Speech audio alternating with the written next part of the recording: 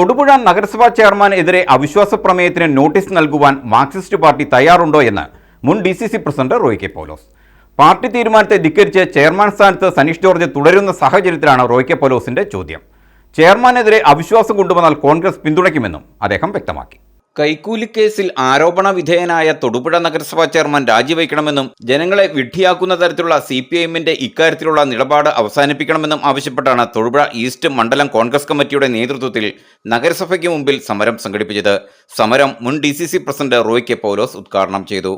Municipal chairman സ്ഥാനം രാജിവെക്കണമെന്ന CPIM ജില്ലാ സെക്രട്ടറിയുടെയും 13 ഇടത് കൗൺസിലർമാരുടെയും 2 ഏരിയ കമ്മിറ്റികളുടെയും അഭിപ്രായത്തെ ധിക്കരിച്ച് തൽസ്ഥാനത്ത് തുടരുന്ന സനീഷ് ജോർജിനെതിരെ അവിശ്വാസ പ്രമേയത്തിന് നോട്ടീസ് നൽകുവാൻ മാർക്സിസ്റ്റ് പാർട്ടി തയ്യാറുണ്ടോ എന്ന് വ്യക്തമാക്കണമെന്ന് പറഞ്ഞ റോയ് കെ പൗലോസ്, കൈക്കൂലിക്കേസിൽ പ്രതിയായ ചെയർമാനെ പുറത്താക്കുവാൻ CPM മുന്നിട്ടിറങ്ങിയാൽ UDFന്റെ കൗൺസിലർമാർ അവിശ്വാസ പ്രമേയത്തെ പിന്തുണയ്ക്കാൻ തയ്യാറാണെന്നും വ്യക്തമാക്കി.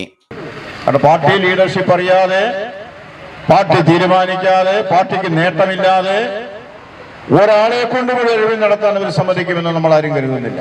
കഴിഞ്ഞ 8 വർഷമായിട്ട് കേരളത്തിൽ കണ്ടുകൊണ്ടിരിക്കുന്നത് അങ്ങനെയാണ്. അങ്ങനെ അഴിമതി പാർട്ടി അറിഞ്ഞു അഴിമതി നടത്തുന്ന ആളുകൾക്ക് എല്ലാ സംരക്ഷണവും പാർട്ടി നൽകുന്നുണ്ട്. അതാണ് അതിന്റെ ഏറ്റവും വലിയ പ്രത്യേകത.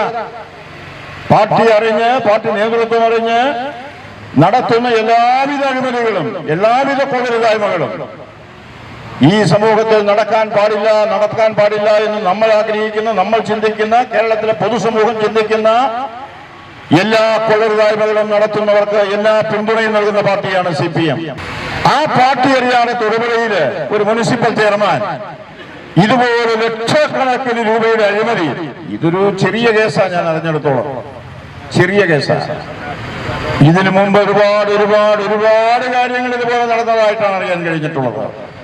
നവകേരള സദസ്സ് നടന്നപ്പോ ആ നാടകം നടത്താനും ആ ജനദ്രോഹ നടപടികൾ നടത്താനും എല്ലാം വേണ്ടി നാട് നീളെ ആളുകളെ ദ്രോഹിച്ചു പണം പിരിക്കുന്നതിന് നേതൃത്വം നൽകിയ ആളുകളാണ് ഇവരെ എന്നാണ് മനസ്സിലാക്കുന്നത്.